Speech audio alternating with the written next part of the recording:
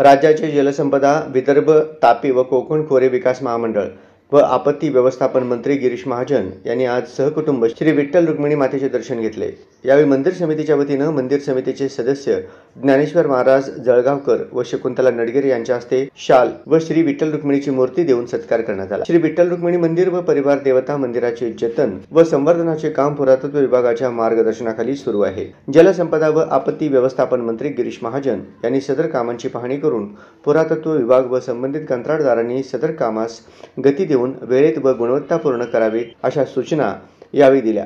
तसेच सुरू असलेल्या कामांना उपलब्ध निधीची माहिती घेऊन उपलब्ध निधीची कमतरता भासल्यास तात्काळ निधीची उपलब्धता शासन स्तरावरून तात्काळ येईल असेही त्यांनी यावेळी सांगितले। यावेळी आमदार समाधान आवताडे, माजी आमदार प्रशांत परिचारक, सोलापूर शहरचे पोलीस आयुक्त एम राजकुमार, उपविभागीय अधिकारी सचिन इतापे, उपविभागीय पोलीस अधिकारी डॉक्टर अर्जुन भोसले, जलसंपदा विभागाचे अधीक्षक अभियंता श्री खांडेकर, तहसीलदार सचिन मोळीक, कार्यकारी अभियंता सोमशेखर हरसुरे, जिल्हा आपत्ती व्यवस्थापन अधिकारी शक्तिसागर ढोले यांच्यासह मान्यवर पदाधिकारी उपस्थित होते। यावेळी मंदिर समितीचे व्यवस्थापक मनोज श्रोत्री यांनी श्री विठ्ठल रुक्मिणी मंदिरात सुरू असलेल्या व करण्यात येणाऱ्या कामांची माहिती यावेळी दिली।